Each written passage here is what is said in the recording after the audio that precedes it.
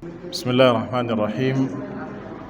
Assalamualaikum warahmatullahi wabarakatuh.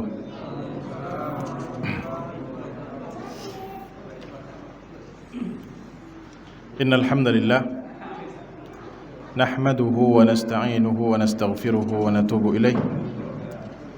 Wa na'udzu billahi min shururi anfusina wa sayyiati a'malina. Man yahdihillahu fala mudilla lahu wa man yudlilhu fala hadiya lahu.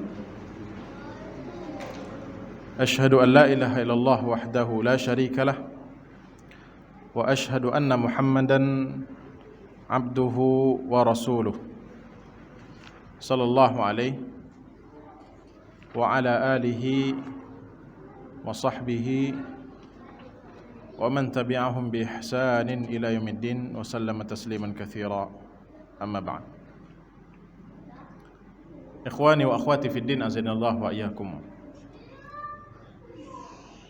Pertama, mari kita panjatkan puji dan syukur kita kehadirat Allah Subhanahu wa taala yang kembali mempertemukan kita di majelis yang mulia ini dalam rangka ibadah, mempelajari ayat-ayat Allah Subhanahu wa taala dan sunnah-sunnah Rasulnya sallallahu alaihi wasallam. Tanpa nikmat Allah, tanpa taufik darinya, kita tidak akan mampu melaksanakan ini semua. Oleh karena itu, syukur yang terbaik adalah memanfaatkan seluruh nikmat Allah yang telah Allah curahkan kepada kita sesuai dengan keinginan Allah, itu digunakan untuk ketaatan kepadanya. Mudah-mudahan dengan syukur ini Allah Subhanahu wa taala jadikan kita golongan yang sedikit, dan dengan syukur ini Allah jadikan itu sebab kita untuk masuk ke dalam surganya. Amin ya rabbal alamin. Kemudian salat bandingkan salam kita kirimkan pada baginda tercinta Nabi Muhammad sallallahu alaihi wasallam dengan ucapan Allahumma salli ala Muhammad wa ala ali Muhammad. Masyaallah muslimin rahimani wa rahimakumullah. Pertemuan yang lalu kita masih membahas tentang bentuk-bentuk atau beberapa contoh ibadah yang disebutkan oleh Syekh Muhammad At-Tamimi di dalam kitab beliau Syarah Usul Thalathah. Dan ibadah yang beliau sebutkan di sini hanya secuil dari sekian banyak bentuk ibadah. Bukan berarti ibadah itu terbatas yang beliau sebutkan, namun yang beliau sebutkan adalah ibadah-ibadah yang rentan atau sering diselewengkan oleh kaum muslimin. Ya. Dan beliau memberikan contoh ibadah di sini langsung dari 3 unsur ibadah. Ibadah amaliyah badaniyah, ibadah qauliyah, dan ibadah qalbiyah. Ibadah yang dilakukan oleh anggota badan, yang kedua ibadah yang dilaksanakan oleh lisan, serta yang ketiga, dan ini yang saya lihat paling banyak dicontohkan, ibadah yang dilakukan oleh hati, seperti khusyuk, khosyah rasa takut, ya, inabah pengharapan, raghbah rahbah dan seterusnya. Ya, ini semua kebanyakan adalah ibadah hati, karena ibadah hati yang paling sering luput dari perhatian kaum muslimin. Ya, kadang-kadang di hatinya masih terselip rasa takut kepada selain Allah, masih terselip ya menggantungkan sesuatu, tawakalnya kepada selain Allah, baik berupa benda ataupun orang lain, manusia. Oleh karena itu, ya, kalau kita selalu bergantung kepada orang, orang akan mengecewakan kita. Namun kalau hati kita gantungkan sepenuhnya harapan kita kepada Allah Subhanahu wa taala, Allah Maha Kuasa atas segala sesuatu, Maha Kaya. Apa yang mau kita minta? Minta kepada Allah Subhanahu wa taala. Jangan mengharapkan ya, harapan besar kepada manusia, karena manusia akan mengecewakan kita, dan Allah Subhanahu wa taala tidak akan pernah mengecewakan hambanya. Kalau Allah katakan itu baik, berarti Allah pasti akan berikan. Cuman bedanya cepat atau lambat. Di situ ujiannya. Apakah kita tetap berlanjut mengajukan permohonan itu, atau kita justru berbalik dan putus asa? Di situ ujiannya. Oleh karena itu, salah satu adab yang tidak baik dalam berdoa adalah al-isti'jal, terburu-buru. Ingin apa yang dia ajukan kepada Allah itu segera. Nah, karena Allah Subhanahu wa taala yang paling tahu kapan timing pasnya untuk memberikan itu. Atau bisa jadi Allah sudah berikan tapi dalam bentuk lain, dihindarkan kita dari musibah yang mana kalau itu menimpa kita itu sebesar yang kita minta kepada Allah Subhanahu wa taala. Bisa jadi. Ya. Kadang nikmat itu kan dari dua sisi koin. Kadang nampak yang kita nilai hanya satu sisi. Sisi yang lain tidak kita nilai. Ya, padahal lancarnya seluruh urusan kita seharian ini, dari kita bangun pagi tadi, bangun tidur di subuh hari tadi, sampai sekarang semua yang kita inginkan itu lancar, semua yang ingin kita lakukan bisa terlaksana dengan baik, itu semuanya nikmat dari Allah Subhanahu wa taala. Coba bayangkan antum mau jalan ke sini kajian, motor antum ngadat di tengah jalan. Mati tagak. Kan panjang urusan lagi. Ini Allah lancarkan, itu juga nikmat. Ya. Nah itu. Jadi ibadah-ibadah qalbiyah yang banyak diberikan contoh di sini karena memang itu ada kurang perhatian dari kaum muslimin. Berikutnya ma'asyiral muslimin rahimani wa rahimakumullah. Contoh ibadah berikutnya yang disebutkan oleh Syekh Muhammad At-Tamimi, al-isti'anah wa daliluha. Wa dalilul isti'anati iyyaka na'budu wa iyyaka nasta'in. Dalil tentang isti'anah firman Allah Subhanahu wa taala di surah Al-Fatihah ayat 5, iyyaka na'budu, kepadamu ya Allah kami beribadah, wa iyyaka nasta'in, dan hanya kepadamu ya Allah kami memohon pertolongan. Isti'anah artinya mohon pertolongan. Di dalam hadis Rasulullah sallallahu alaihi wasallam bersabda, dan hadisnya diriwayatkan oleh Imam Tirmizi dari hadis Ibnu Abbas radhiyallahu taala anhuma, idza sta'anta fasta'in billah. Kalau engkau memohon pertolongan, maka mohonlah pertolongan itu, mintalah kepada Allah. Apa yang dimaksud dengan isti'anah? Isti'anah adalah talabul aun, meminta pertolongan. Dan pertolongan ini ada dua jenis. Bentuk pertolongan yang pertama yaitu pertolongan isti'anah yang tidak bisa memberikannya kecuali Allah Subhanahu wa taala. Tidak ada yang bisa memberikannya kecuali Allah Subhanahu wa taala. Berarti ini isti'anah yang khusus, hanya bisa dimintakan kepada Allah. Maka apabila isti'anah yang pertama ini dialihkan kepada selain Allah, maka dia menjadi syirik. Oleh karena itu, barang siapa yang meminta pertolongan kepada selain Allah dalam hal-hal yang tidak mungkin dilakukan kecuali oleh Allah, maka orang tadi yang meminta pertolongan tadi telah melakukan kesyirikan. Karena dia telah mengalihkan atau memalingkan ibadah yang seharusnya hanya bisa diberikan kepada Allah. Permintaan tolong tadi hanya bisa diberikan hanya kepada Allah, dia berikan atau dia ajukan kepada selain Allah. Dan masalah ini terutama di dalam hal-hal rububiyah. Hal-hal yang berkaitan dengan rububiyah, yang pekerjaan-pekerjaan tidak bisa dilakukan hanya kecuali oleh Allah. Seperti menurunkan hujan. Ketika kita masa kemarau panjang, kita ingin Allah turunkan hujan. Lalu mintanya ke siapa? Pawang hujan. Baik minta menurunkan atau minta dialihkan. Karena yang menentukan hujan di titik itu atau menghindarkan dari titik itu hanyalah Allah Subhanahu wa taala. Ya, dalam hal kuasa Allah tidak bisa disebut makhluk. Maka kalau kita ajukan permintaan itu kepada selain Allah, maka dia perbuatan syirik. Ini bentuk minta tolong yang pertama.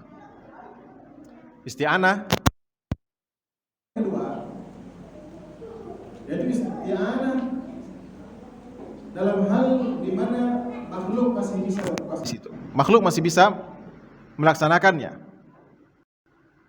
Maka kalau kita meminta pertolongan kepada seseorang, ya, untuk membangun sebuah tembok misalnya, ke tukang, bisa enggak tukang ngerjakan? Bisa. Atau minta tolong kepada seseorang untuk bawakan barang bawaan kita, ya, kurir misalnya, bisa? Bisa. Atau minta tolong untuk melakukan sesuatu yang mubah, yang memang dia mampu melakukan. Maka ini, ya, hal-hal yang mampu dilakukan oleh makhluk, ini masuk kategori isti'anah yang kedua. Dan ini masuk dalam firman Allah Ta'ala di surah Al-Ma'idah ayat kedua. Allah berfirman, wa ta'awanu 'alal birri wat taqwa wa la ta'awanu 'alal itsmi wal 'udwan. Saling tolong menolonglah kalian dalam kebaikan dan kebajikan, dan jangan kalian saling tolong menolong bahu membahu dalam hal dosa dan keburukan. Kalau ada orang minta tolong seperti ini dengan permohonan minta tolong yang kedua, maka justru kalau kita tolong kita berpahala. Ya. Oleh karena itu, apabila ada orang minta tolong ke kita dan kita mampu, maka segera tolong, dan ini akan berbuah pahala. Rasulullah SAW bersabda, "Wallahu fi auni al-'abdi, adamal 'abdu fi auni akhihi." Allah akan selalu menolong seorang hamba selama dia suka menolong sesama hamba yang lain, saudaranya, sesama hamba Allah yang lain. Dan yang maksud dengan wallahu fi aunil abdi, pertolongan Allah ini pertolongan terkhususnya nanti di akhirat, yang dimana ketika di padang mahsyar kita paling butuh, tidak ada lagi yang bisa memberikan pertolongan kecuali Allah. Maka pertolongan Allah akan datang nanti di akhirat bagi orang yang selalu menolong hambanya yang lain di dunia. Kalau kita memudahkan urusan orang lain, maka Allah akan mudahkan urusan kita di akhirat kelak.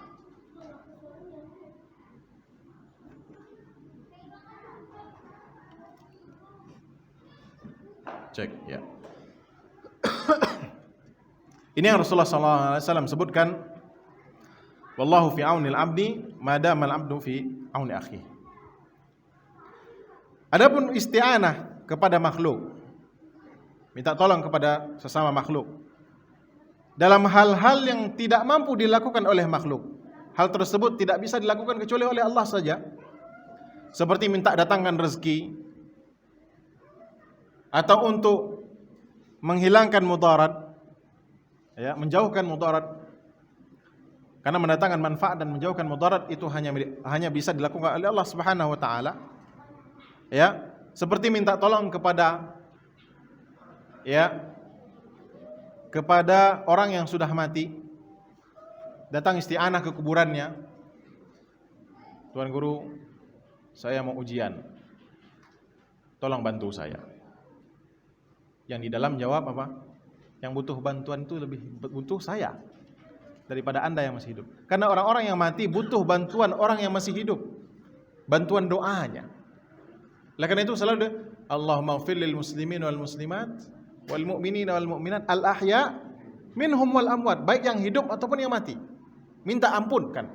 Karena setiap didoakan oleh orang yang hidup, satu dosanya berkurang terus seperti itu.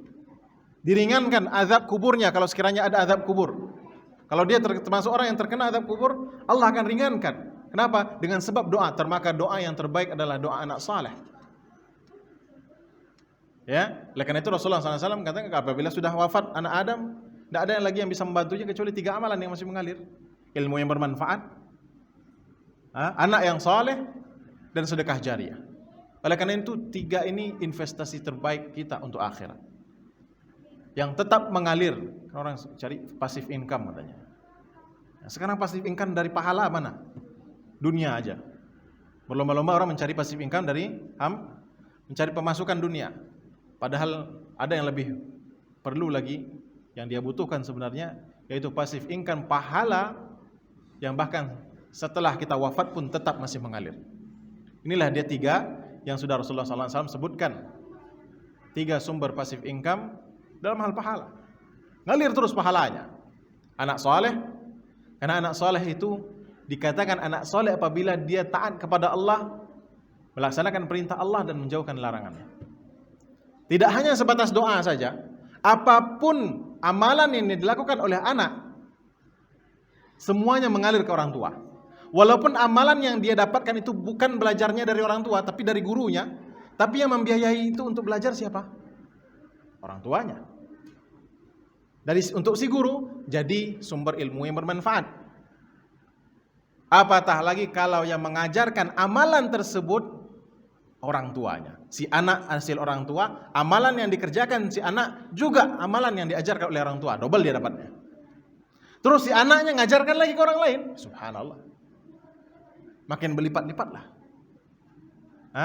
Terus si anak bersedekah pula, sedekah jariah atas nama orang tuanya, dan si anak juga atas nama anaknya juga banyak lagi. Oleh karena itu anak soleh lah intinya semua. Yang bisa melakukan itu semua anak yang soleh. Ilmu yang bermanfaat dilaksanakan oleh anak yang soleh, doa anak soleh, dan kemudian sedekah jariah dari anak yang soleh.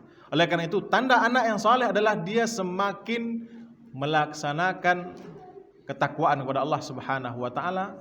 Itulah tandanya anak soleh. Bukan hanya sebatas doa, ikhwan. Bukan hanya sebatas doa saja. Doa betul salah satunya. Jadi anak yang soleh, kalau kita ingin jadi anak yang soleh, maka perbanyaklah amal kita, karena pahalanya akan mengalir dan membantu orang tua kita. Dan doakan khusus untuk mintakan ampun. Doa untuk mengampunkan, makanya doanya itu Rabbil firli. Ampunan kan? Karena ampunan untuk menghapuskan dosa. Amalan kita untuk menambahkan pahala. Makanya isi doa kita bukan menambahkan pahala, tapi mengampunkan dosa. Ya, karena pahala tidak perlu didoakan. Apapun yang kita kerjakan berupa amal soleh pasti mengalir kepada orang tua. Ya, ini dia. Oleh karena itu, tidak ada gunanya meminta pertolongan, minta doa ke tuan guru yang sudah mati di dalam kuburnya. Justru sebaliknya, mereka yang butuh doa orang yang masih hidup. Begitu juga, apalagi minta tolongnya kepada jin dan syaitan. Ya, ini dinamakan dengan ilmu sihir. Ya, atau minta tolong orang yang masih hidup tapi tidak hadir di depan kita. Ya. Misalnya saya minta tolong sama Pak Ali gitu. Saya di Pekanbaru tanpa nelpon ini. Pak Ali tolong bukakan ini itu. Ya. Baik itu hal yang jelas-jelas hanya Allah yang mampu, ataupun hal yang mubah pun jadi tidak boleh. Kenapa? Karena orang yang dimintai tolong tidak hadir, baik itu via telepon ataupun secara langsung. Ini juga terlarang. Kalau kita minta tolong kepada orang yang gaib, yang tidak hadir di depan kita. Ya, sementara mereka tidak bisa mendengar kita, baik itu melalui telepon, chat atau semisalnya, dan ini masuk dalam kategori syirik akbar. Hati-hati. Ya. Karena kita minta tolong kepada orang yang tidak mampu memenuhi permintaan tolong kita. Dan Allah Subhanahu wa taala berfirman, "Iyyaka na'budu wa iyyaka nasta'in." Di sini didahulukan iyyaka. Ya, dahulukan iyyaka dari kata kerja na'budunya.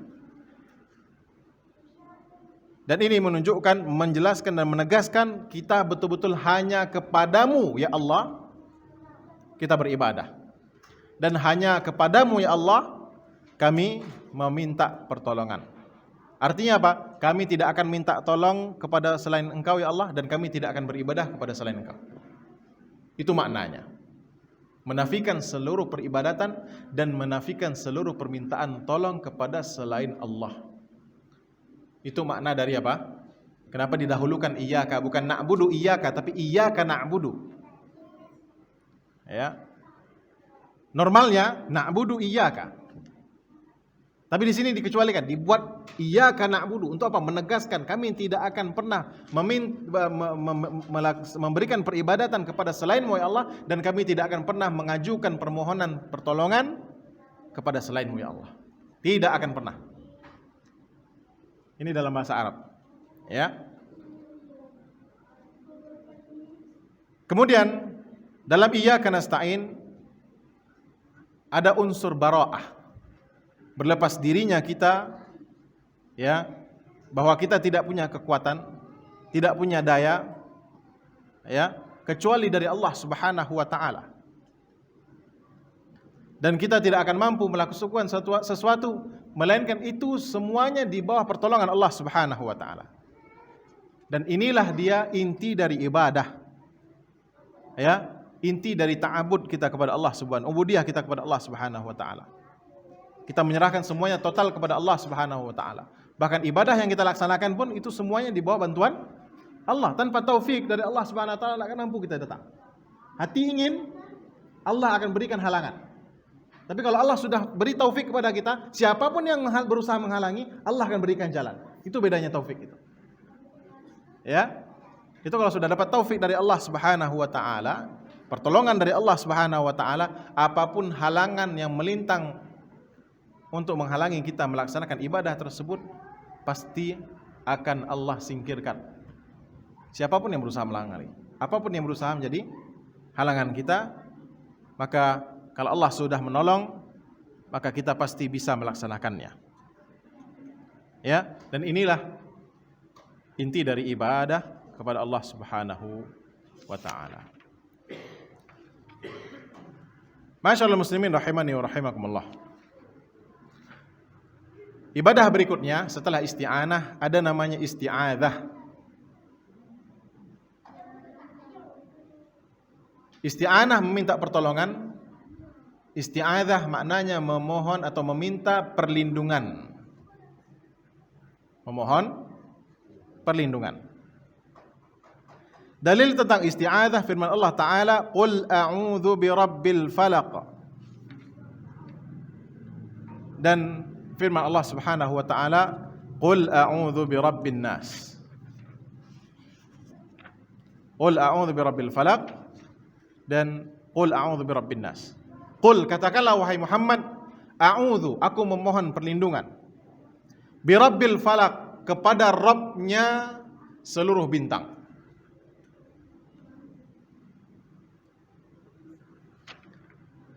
Dan di surat berikutnya, qul a'udzu birabbin nas, katakan wahai Muhammad, aku memohon kepada Rabb seluruh manusia. Rabb seluruh manusia. Apa yang dimaksud dengan isti'adzah? Isti'adzah di sini disebut talabul iltija ila man yamna'uka min mahdhurin takhafuhu min ajli ay yadfa'a anka hadha syai'. Hadhihi hiya al-isti'adzah. Apa yang dimaksud dengan isti'adzah, memohon perlindungan, adalah meminta perlindungan kepada yang sanggup untuk menjauhkanmu, melindungimu dari sesuatu yang buruk yang akan menimpamu, yang kau takutkan. Ya, agar kita dilindungi dari hal yang buruk tersebut. Ini namanya meminta perlindungan. Kepada orang yang bisa, yang mampu. Kalau kepada orang yang tidak mampu gimana? Samanya bohong. Ya, kita mau menghindari peluru, tapi tameng yang kita pakai untuk berlindung apa? Triplek tipis cuman. Tembuslah dia. Tidak berlindung namanya tuh. Maka berlindung kita kepada sesuatu yang mampu untuk menahan sesuatu yang buruk yang akan menimpa kita itu. Maka karena peluru yang akan datang, kita berlindungnya ke beton yang tebal, maka terlindunglah kita dari peluru tadi. Itu contohnya. Maka pelindung dari seluruh makhluk adalah Sang Pencipta seluruh makhluk tersebut. Ya, karena yang bisa memberikan mudarat itu siapa? Pasti makhluk. Mudarat itu dari bentuk makhluk. Tidak mungkin pula malaikat datang. Malaikat pun makhluk. Ya. Siapa yang mau mengganggu? Baik itu yang nampak atau tidak nampak. Ya, semuanya makhluk, semuanya ciptaan Allah. Di mana lagi muka bumi ini? Mana lagi di dunia ini yang bukan ciptaan Allah? Tidak ada, semuanya ciptaan Allah. Yang akan menimpa kita pasti ciptaan Allah. Maka kita minta perlindungannya kepada Sang Pencipta alam semesta ini semua. Aman. Ya, kecuali memang Allah mentakdirkan. Di sini ada pengecualian. Kalau memang Allah ingin mentakdirkan, barulah kena. Tapi selagi Allah tidak mentakdirkan itu kena, maka tidak akan kena. Kenapa Allah takdirkan kena? Ya berarti Allah ingin baik itu rupanya ujian ataupun memang Allah sudah manggil kita. Itu aja dua kemungkinan. Kalau kita kena, ya dua kemungkinannya, itu adalah berupa ujian, musibah yang Allah sengaja timpakan untuk kita, tujuannya menghapuskan dosa kita, mengangkat derajat kita, dan menambahkan pahala. Dengan syarat ketika musibah itu menimpa kita, kita sabar, ikhlas, dan menerima. Tapi kalau enggak, berarti ada dua kemungkinan kedua, ya memang Allah sudah memanggil kita. Itu saja. Apapun dia, dua-duanya baik. Ya. Oleh karena itu Rasulullah berdoa, ya. Jadikanlah waja'alil mauta rahatan lana min kulli syarr. Kalau sekiranya Engkau ya Allah ingin memanggilku, jadikanlah Engkau memanggilku itu, mematikan itu adalah untuk menghalangiku berbuat dosa lebih jauh. Waja'alil hayata ziyadatan lana fi kulli khair. Kalau Engkau menghidupkanku, hidupkanlah kehidupan ini, jadikanlah kehidupanku ini, nyawa yang Engkau masih letakkan di jasadku ini sebagai jalan untuk menambah kebaikan. Kalau Engkau matikan aku, jadikanlah kematianku penghalangku untuk berbuat dosa lebih jauh lagi. Dua-duanya baik. Itu kalau kita mandang dari sisi agama, dari sisi sunnah Rasulullah SAW.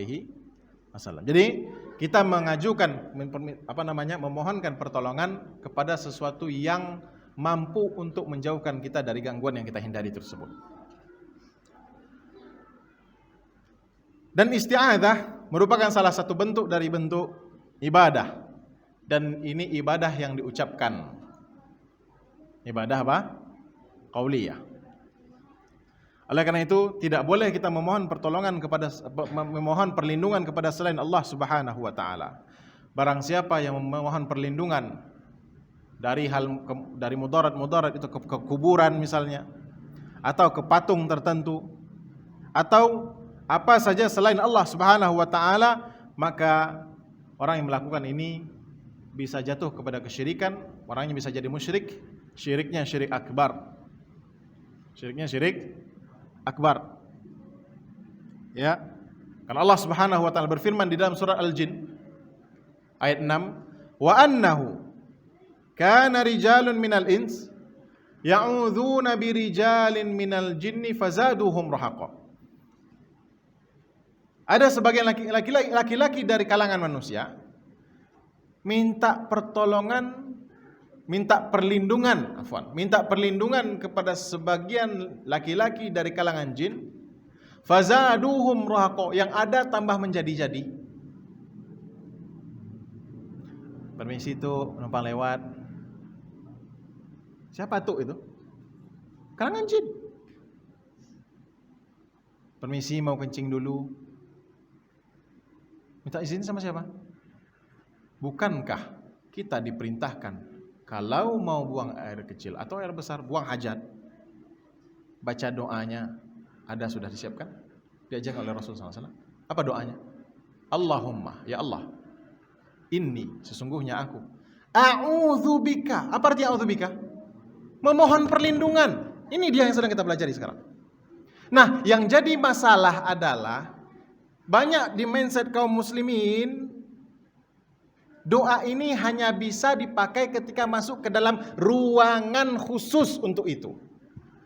Padahal dulu Rasulullah tidak pakai ruangan khusus. Setiap Rasulullah itu buangnya ke tanah lapang, ya kawan. Ke tanah lapang. Makanya dalam ilmu fikih itu ada salah satu adab buang hajat, jangan turunkan celana kecuali kan sudah dekat dengan tanah jongkok. Kenapa? Karena tanah lapang orang bisa lihat. Mereka itu dulu masuk ke ghabah katanya, ke hutan. Hutan maksudnya hutan orang Arab itu ya padang pasir. Ya, kalau kita semak-semak bagus. Memang terhalang langsung. Jadi ketika kita mau masuk ke semak-semak itu kita sudah baca doa itu. Bukan minta izin kecuali antum tempatnya salah. Salah satu tempat terlarang adalah pohon, tempat naungan orang. Situ antum buang. Makanya Rasulullah ittaqul la'inain. Hindari dua tempat terlaknat. Satu tempat teduh orang, halte bus itu misalnya, tapi situ pula yang paling parah di situ. Contohnya halte tempat orang menaung. Yang kedua tempat air ngalir. Tempat aliran air yang menggenang, tampungan air. Ya, kan itu dilarang. Nah, yang kita biasanya dilakukan oleh orang-orang kita, minta izin lewat atau minta izin. Minta izin ini jangan untuk minta izin, baca langsung doa itu. Kenapa? Karena perlindungan kita minta kepada siapa? Kalau kita lakukan, permisi Datuk, yang ada apa? Fazaduhum rohako. Yang ada tambah jadi diganggunya kita. Kenapa? Karena dengan dia tambah ganggu, tambah kita bergantung kepada dia, tambah melakukan kesyirikan kita kepada Allah. Nah, syaitan itu memang kita inginnya lakukan syirik terus. Kalau bisa tambah parah, tambah parah, tambah parah. Kalau bisa jadi ubadatus syaitan gitu, sudah. Ya. Nah ini. Jadi kalau antum tengah hutan, bukankah kita setiap masuk ya ke daerah baru, kita diajarkan kan? A'udzu lagi, minta perlindungan lagi. Bi kalimatillahi tamat, dengan seluruh kalimat Allah yang sempurna. Min syarri ma khalaqa, dari segala keburukan ciptaan Allah. Makhluk yang telah Allah ciptakan. Mau makhluk itu berupa hewan berbisa, mau hewan buas, hewan melata, itu yang nampak. Mau yang tak nampak. Datuk apapun semua, datuk harimau, datuk ular, datuk serah-serahlah datuknya. Kalau sudah a'udzu bikalimatillah tamat, kalau dah Allah yang melindungi kita, siapa lagi? Disitulah diaktifkannya dua malaikat hafadzah tadi. Kecuali karena Rasul alaihim hafadzah, Allah mengutus 4 malaikat untuk satu orang. Kanan kiri untuk catat amal baik buruk, depan belakang untuk hafadzah. Ya, depan dan belakang untuk, itu malaikat hafadzah namanya, malaikat penjaga. Kita ini kan tidak bisa melihat semuanya. Dari mana kita tahu akan ada datang gangguan dari yang halus sana? Tahu tidak kita? Kan tidak tahu. Ya, kan kita tidak tahu. Entah berapa sihir yang telah dikirim ke antum. Tahu tidak antum? Tidak tahu kan? Kita tidak tahu. Entah berapa orang yang sudah hasad memandang pandangan hasad kepada kita. Kita tidak tahu. Siapa yang melindungi? Allah dengan menugaskan siapa? 2 malaikat tadi. Hingga tiba saatnya, ya, dijelaskan oleh para ulama, begitu tiba saatnya takdir Allah berlaku, Allah memang ingin kita kena dengan mudarat itu, barulah malaikat tadi melipat kedua tangannya, membiarkan mudarat itu menimpa kita. Artinya, malaikat ini melindungi kita atau Allah melindungi kita? Malaikat juga nggak bisa melindungi. Kalau Allah perintahkan kena, maka malaikat tadi pun tidak bisa, karena malaikat tadi tunduk di bawah perintah Allah. Jadi yang menentukan kena tak kenanya tetap Allah. Bukankah kadang-kadang kita pernah hampir sikit lagi Ustaz, saya motong, rupanya depan datang puso, kita motong puso, datang puso dari depan, dan kita terjepit di antara 2 puso. Nah, cuma 2 cm, 2 cm. Kalau hendak kuat, itu kalau hendak kuat ini kata-kata syirik ini. Harusnya kalaulah bukan karena Allah, kemudian baru ada kata kemudian. Hendak saya pegang kuat itu tadi udah kemana jadi? Itu siapa yang Allah tugaskan jaga itu? Malaikat tadi itu Allah tugaskan. Kalau memang waktu itu Allah berkata belum kena, ya belum kena. Berarti Allah jaga. Allah perintahkan malaikat tadi menjaga. Oh kan tipis kanan kiri. Dan ini juga nikmat yang tidak tersebut tadi. Satu sisi koin nikmat yang kalau sekiranya itu kena, ya maka biayanya sekian miliar. Padahal kita selama ini doa ya Allah berilah saya 1 miliar duit. Tapi 1 miliar musibah yang Allah hindarkan tidak kita hitung. Tidak datang duit itu turun dari langit, itu tetap mana lah Allah kau tidak juga mendengar doaku. Padahal Allah telah kabulkan dengan apa? Dihindarkan dari musibah 1 miliar. Nah, ini. Jadi masuk ke negeri yang baru ada doanya. A'udzu bikalimatillahi tammati min syarri ma khalaq. Bahkan ada doa khusus masuk negeri. Allahumma inni as'aluka khairaha wa khaira ma fiha wa khaira ahliha. Wa a'udzubika min syarriha wa syarri ma fiha wa syarri ahliha. Ya Allah, aku memohon kebaikan negeri itu. Kebaikan apa yang ada di dalamnya dan kebaikan penduduknya. Dan aku berlindung dari keburukan negeri itu, keburukan yang ada di dalamnya dan keburukan penduduknya. Ini sudah diajarkan oleh Rasulullah SAW. Doanya ada, cuman kita yang tidak belajar.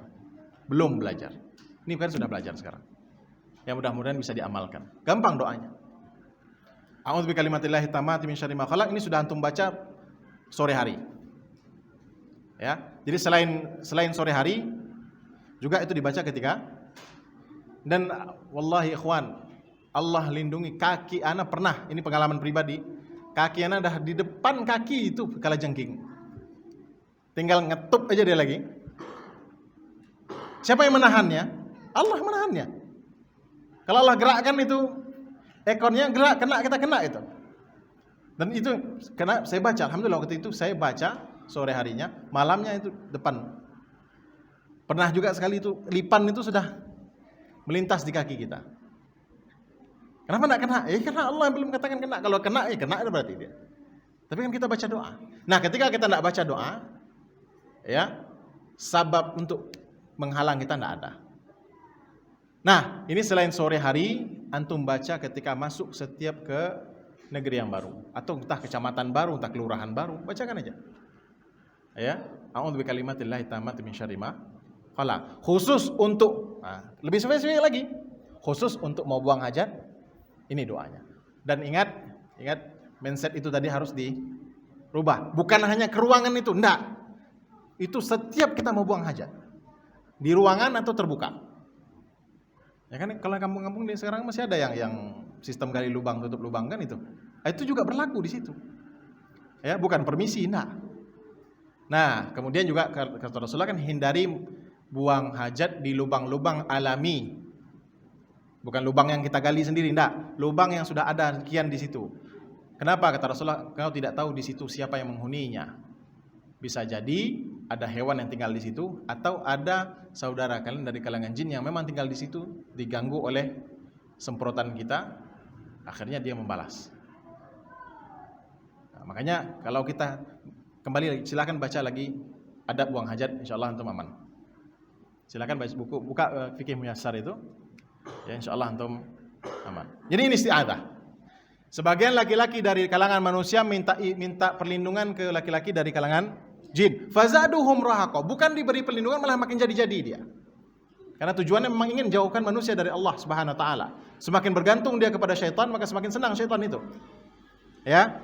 Nah ini, karena orang-orang Arab di sini jelaskan, karena orang-orang Arab pada zaman jahiliyah, setiap mereka tiba di daerah baru, ya, salah satu mereka akan mengatakan a'udzu bisayyidi hadzal wadi. Saya berlindung kepada penghuni atau tuan tanah sini.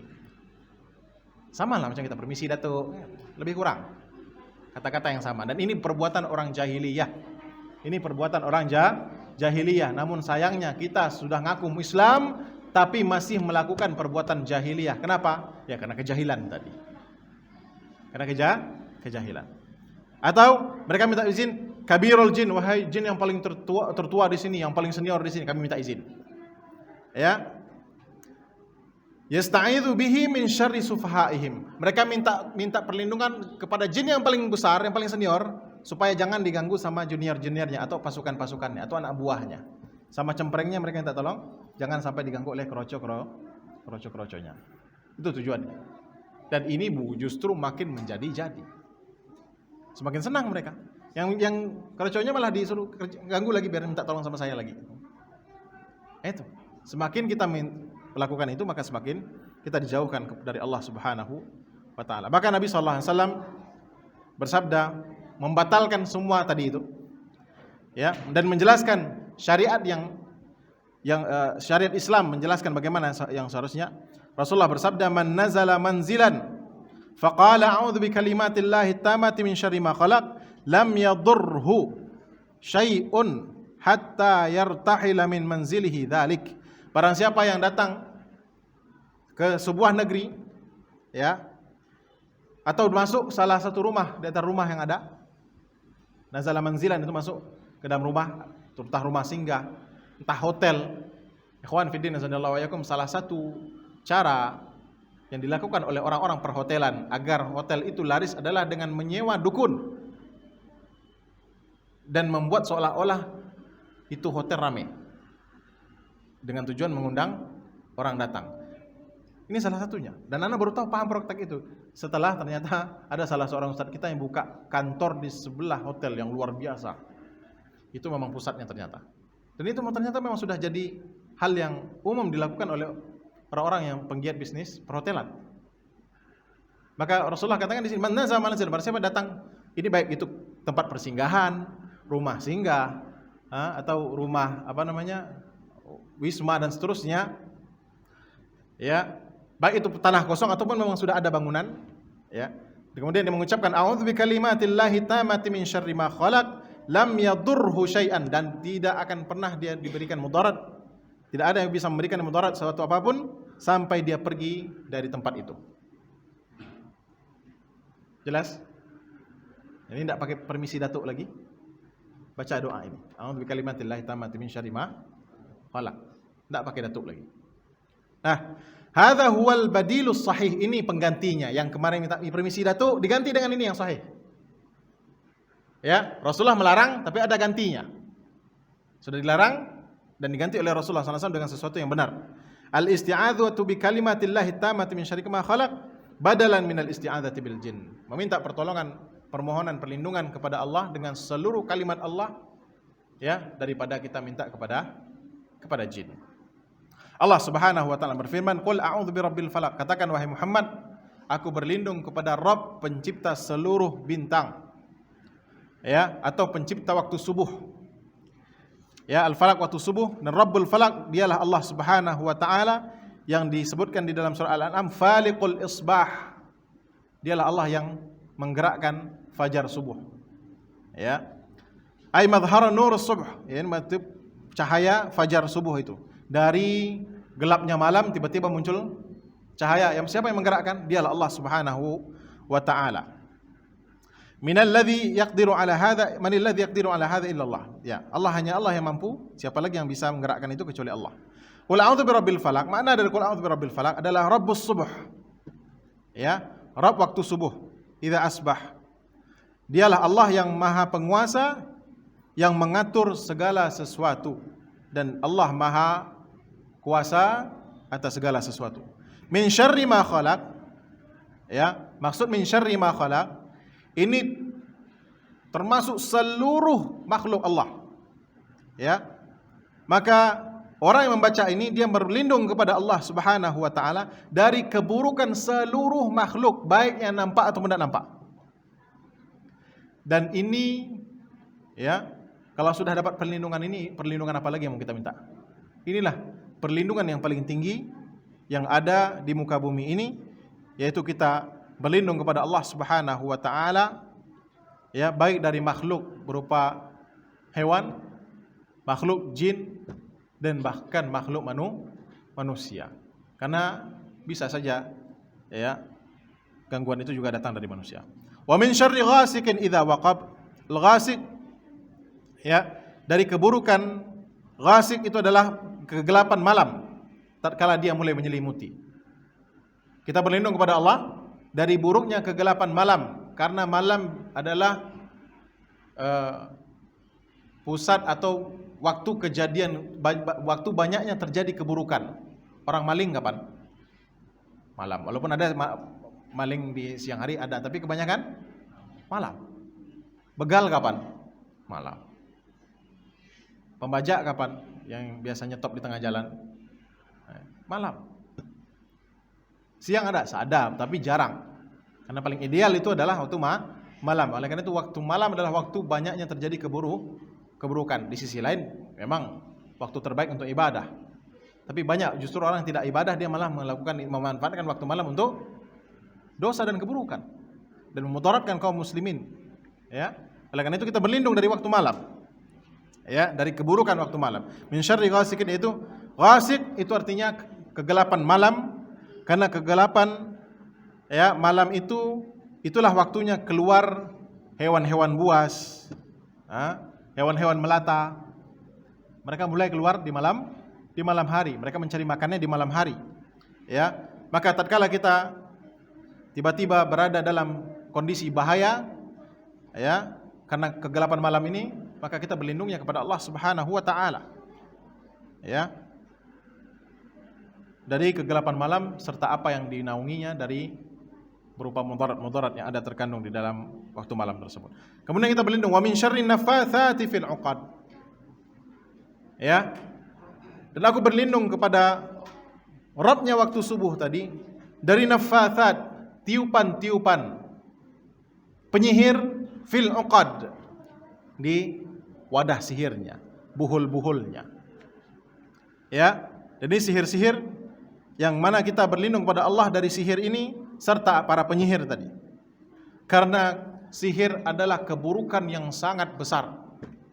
Sihir adalah keburukan yang sangat besar dan bahkan Nabi SAW pun tidak selamat darinya. Tidak selamat dari sihir. Dan salah satu hikmah Rasulullah kena sihir adalah ini tandanya Rasulullah juga manusia biasa. Rasulullah itu bukan kebal dari segalanya. Enggak. Rasulullah juga terkena panah. Kalau memang Rasulullah sesakti itu, tentu tinggal ngelak aja. Apa kata Allah Subhanahu wa taala mengingatkan umat Nabi Muhammad, katakan wahai Muhammad, walau kuntu a'lamul ghaib lastakthartu minal khair wa ma masani su. Kalau saya tahu hal yang gaib, saya tahu masa depan misalnya, saya akan jadikan tentu semakin banyak kebaikan yang akan saya lakukan dan saya tidak akan pernah tersentuh oleh mudarat sekalipun. Contoh kalau udah mau datang panah ke situ, dia tahu masa depan, tinggal ngelak dari situ sedikit dia tidak akan kena. Betul? Tapi ketika Rasulullah SAW di perang Uhud kena kan? Sampai pecah baju besi beliau, baju besinya kan yang dari rantai itu. Rantai dikait-kaitkan, jadi seperti bentuk apa namanya? Kalau di bahasa Inggrisnya chainmail itu. Pelindung dari rantai. Nah, ketika terkena panah, ya, saking kuatnya hanjaman panah itu sampai baju besi yang harusnya menghalangi itu juga pecah. Dan pecahannya masuk ke dalam pipi Rasulullah SAW dan menyangkut di gusi gigi beliau. Dan gigi beliau pun copot. Ya, kalau sekiranya Rasulullah tahu hal yang gaib, kebal dari segala sesuatu, pasti panah ini tidak akan bisa menembus Rasulullah SAW, atau minimal Rasulullah bisa mengelakkan panah ini. Namun kenyataannya tidak. Rasulullah bisa kena panah, Rasulullah bisa terkena racun, Rasulullah bisa terkena sihir. Karena Rasulullah ini menandakan Rasulullah itu adalah manusia biasa seperti kita. Bedanya kalau Allah beritahu baru Rasulullah tahu. Kalau tidak Rasul diberitahu, Rasulullah juga tidak akan pernah tahu. Ya. Pas kena sihir ini Rasulullah tidak diberitahu. Ya. Pas terkena panah Rasulullah tidak diberitahu. Ya. Jadi Rasulullah bukan tahu segalanya. Rasulullah tahu hanya melalui wahyu yang Allah beritakan. Kalau Allah tidak beri wahyunya, Allah tidak tahu. Ya. Kalau Allah tidak beri wahyunya, Rasulullah tidak akan tahu. Nah, wa min syarri hasidin idza hasad. Al-hasid siapa? Hasid itu adalah orang yang hasad, yaitu yatamanna zawalan ni'mah anil ghair. Ciri orang hasad itu apa? Definisinya, orang yang inginnya hilang nikmat itu dari orang lain. Ini hasad. Ya, dengki. Apa itu dengki? Ya, dia ingin nikmat yang Allah berikan kepada saudaranya pindah kepada dia dan hilang dari saudaranya. Tapi kalau irinya iri yang baik, kita pengen seperti itu tanpa ada, itu yang bedakan. Iri yang terpuji dengan iri yang tidak terpuji adalah bedanya ingin nikmat itu hilang dari orang lain. Kalau kita iri melihat, oh dia kok bisa, kan kita juga pengen bisa seperti itu bukan iri. Tapi kalau kita sudah sampai di titik kita pengen itu juga hilang dari dia, ini baru hasad yang tercela. Ya. Hasad yang tercela. Oleh karena itu hasad tidak ada kecuali di orang yang berilmu terus kita pengen seperti itu. Kemudian orang yang punya harta terus dia terus menginfakkan hartanya, kita juga pengen seperti itu. Ini yang terpuji.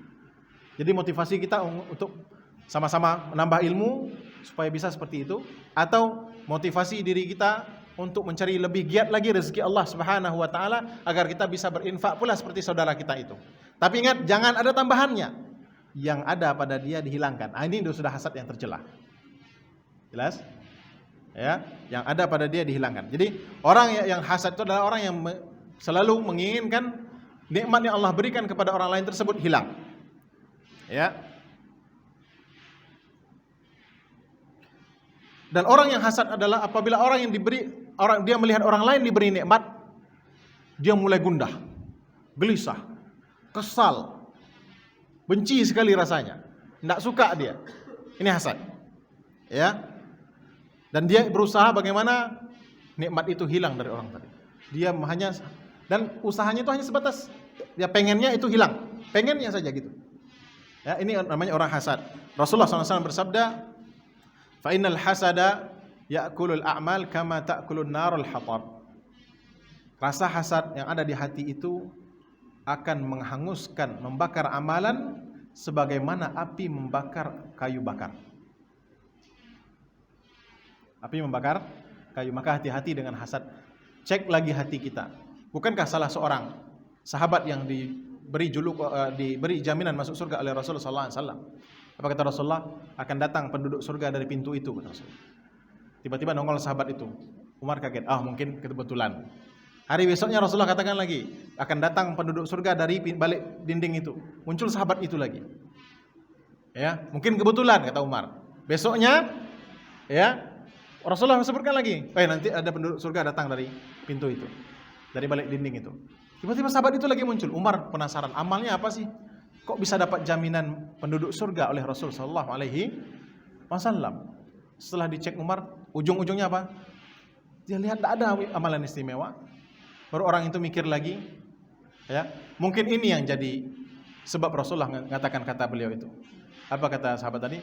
Aku tidaklah memejamkan mataku sebelum tidur, melainkan aku cek lagi hatiku, apakah masih ada kedengkianku kepada kaum muslimin saudara-saudaraku yang lain.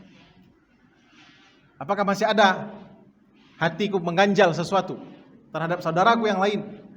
Kalau masih ada, aku hapuskan, aku maafkan. Ya, kalau masih ada, aku hapuskan dan aku maafkan. Aku ingin hatiku tidur dalam keadaan bersih. Tidak ada hasad, tidak ada dengki, ya, dan tidak ada hak orang lain. Pastikan itu sebelum kita tidur. Maka insya Allah kita termasuk ahli surga sebagaimana sahabat tadi amalannya. Apa kata Umar bin Khattab? Nah, itu yang berat.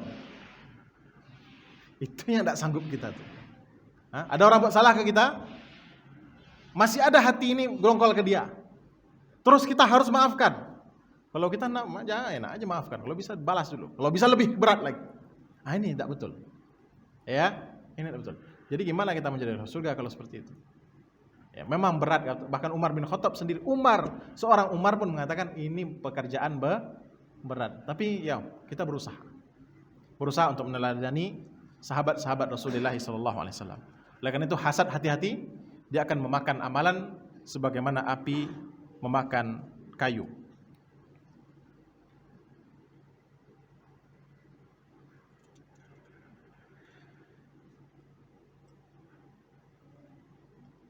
Dan sifat hasad, ma'asyiral muslimin rahimani wa rahimakumullah, merupakan sifat yang tercela. Karena di situ ketika ada seseorang kita hasad, di situ ada semacam ketidakterimaan kita terhadap takdir Allah.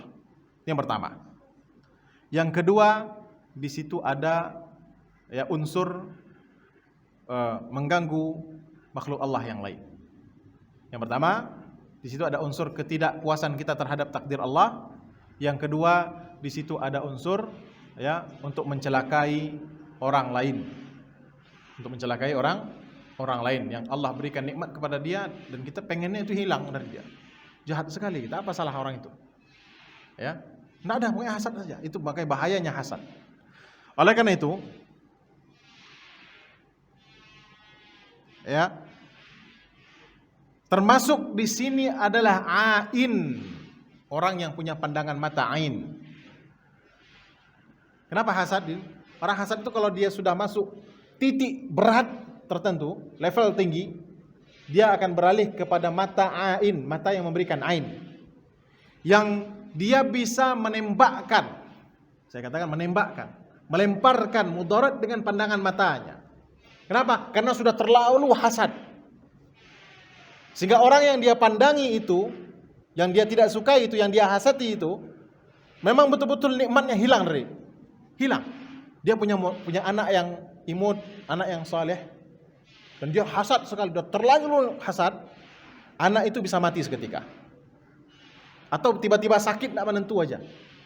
Yang di-scan, di X-ray, mau di ronsen, mau di USG, tengok semuanya sehat aja. Dokter pun lah garuk-garuk kepala bingung. Padahal apa? Itu kena ain. Ya. Dan ain ini yang paling ditakuti oleh orang Arab. Karena mereka paham. Akidah mereka, belajar akidahnya masih saat ini bagian dari ain itu bagian dari pelajaran akidah. Karena akidah, semakin tinggi akidah maka semakin tinggi kewaspadaan terhadap ain. Dan orang yang menganggap remeh ain itu berarti orang yang akidahnya lemah. Karena ain itu nyata. Perlindungan terhadap ain ini Allah sebutkan di dalam min syarri hasidin idza hasad. Ya. Dan ain itu bisa mencabut nikmat itu seketika. Pandangan hasad ain itu bisa mencabut nikmat itu seketika dengan hanya memandangnya saja. Lihat rumah bagus terbakar langsung. Lihat mobil cantik dia pandang itu ada unsur hasadnya. Ya, seketika mobil itu langsung tabrakan atau terbakar atau pokoknya hancur, langsung hilang nikmat itu ya dari muka bumi. Ini bahayanya ain ya. Lianna isabatul ain bil ain naun minal hasad, karena lemparan ain itu juga bagian dari hasad. Ya. Maka kita berlindung kepada Allah dari keburukan-keburukan yang seperti ini. Ya. Dan ayat ini menunjukkan bahwasanya memohon perlindungan merupakan ibadah, maka tidak boleh kita mintakan kepada selain Allah. Ya, maka janganlah kita meminta perlindungan kepada makhluk. Ya, barang siapa yang meminta permohonan perlindungan kepada makhluk, maka dia telah melakukan kesyirikan kepada Allah Subhanahu wa taala. Dan Nabi sallallahu alaihi wasallam pernah berpesan kepada Abdullah bin Abbas, "Wa idzasta'anta fasta'in billah." Ya. Oleh karena itu memohon perlindungan termasuk dalam kategori memohon pertolongan juga. Isti'adzah masuk dalam kategori isti'anah. Isti'adzah masuk dalam kategori isti'anah. Karena dia sama-sama memohon pertolongan untuk melindungi kita. Ya, isti'adzah itu memohon pertolongan kepada Allah untuk melindungi, memberikan perlindungan kepada kita. Oleh karena itu Nabi katakan kepada Abdullah bin Abbas, "Idzasta'anta", apabila engkau memohon pertolongan, maka mintalah kepada Allah Subhanahu wa taala. Masyaallah muslimin rahimani wa rahimakumullah. Berikutnya wa qauluhu ta'ala, "Qul a'udzu birabbin nas." Berikutnya surat An-Nas. Di dalam surat An-Nas Allah berfirman, "Qul a'udzu birabbin nas." Katakan, wahai Muhammad, aku berlindung kepada Rabbnya manusia, Malikin nas, rajanya manusia, Ilahin nas, Tuhannya manusia, min syarril waswasil khannas, dari gangguan waswas. Al-khannas, yang membisikkan di dalam hati. Was-was yang dibisikkan di dalam hati. Alladzi yuwaswisu fi sudurin nas, yang mana dia memberikan was-was, bisikan-bisikan itu di dalam dada manusia, minal jinnati wan nas, dari keburukan jin dan manusia. Di dalam surat An-Nas ini, masyaallah muslimin rahimani wa rahimakumullah, Allah memerintahkan kita untuk memohon perlindungan kepada Rabbnya manusia, rajanya manusia, dan Tuhannya manusia. Dan ini semua masuk sifat dan nama Allah Subhanahu wa taala. Rabbin nas, Malikin nas, Ilahin nas, ini semuanya nama dan sifat Allah Subhanahu wa taala. Ya. Dan di dalam surat ini terdapat berbagai macam bentuk tauhid yang tiga. Ya. Tauhid rububiyah, memberi perlindungan, tauhid uluhiyah, permohonannya hanya kepada Allah, dan tauhid asma wa sifat, Rabbun nas, Malikin nas, Ilahin nas, ini juga sifat nama dan sifat Allah Subhanahu wa taala. Oleh karena itu, memohonlah pertolongan kepada Allah, berlindunglah kepada Allah, ya, dengan menggunakan nama-nama dan sifat Allah ini. Berlindunglah kepada Allah dari keburukan waswas. Dan itu adalah syaitan. Waswas itu adalah syaitan yang berlalu lalang di dalam urat nadi manusia, dan dia memberikan bisikan-bisikan untuk mengajak kepada keburukan di dalam hati manusia. Dan disitulah tempat tinggalnya. Ya. Al-wiswas, amal wiswas, ada waswas, ada wiswas. Bil kasar fahuwa masdar waswas. Jadi isim masdarnya. Wa amal waswas, ini merupakan salah satu nama syaitan. Wiswas, bisikan. Waswas, waswasil khannas, itu nama syaitan. Ya, salah satu nama syaitan. Kenapa? Karena kenapa dinamakan syaitan itu was-was? Karena dia memberikan was-was ke dalam hati manusia dan yukhayyalu ilaih. Dan was-was itu digambarkan di depan mata dia. Seolah-olah dia apa? Diberikan gambaran depan mata dia. Kejadian itu digambarkan depan mata dia. Contoh, was-was kita punya zon buruk. Misalnya kita husnuzon kepada kita. Terus zon ini was-was lagi, terus. Karena bisikannya itu saking seolah-olah nyata, seolah-olah kita melihat, terbayang oleh kita. Nah, bayangan ini juga bagian dari was-wasnya syaitan. Terbayang oleh kita sesuatu yang buruk. Ya, ini merupakan was-wasnya syaitan, ya, tugasnya syaitan yang yang dinamakan was tadi. Kemudian wa yushghiluhu min ajli ay yalqa fi qalbihi ar-ra'b wa taraddud wal hirah fi umuri. Dan kemudian dia buat hatinya itu sibuk. Pertama dibisikkan, kemudian dibayangkan, kemudian hatinya mulai sibuk. Mulai sibuk hatinya. Sibuk karena takut, sibuk karena tadi urusan masalah-masalah tadi ditiupkan terus.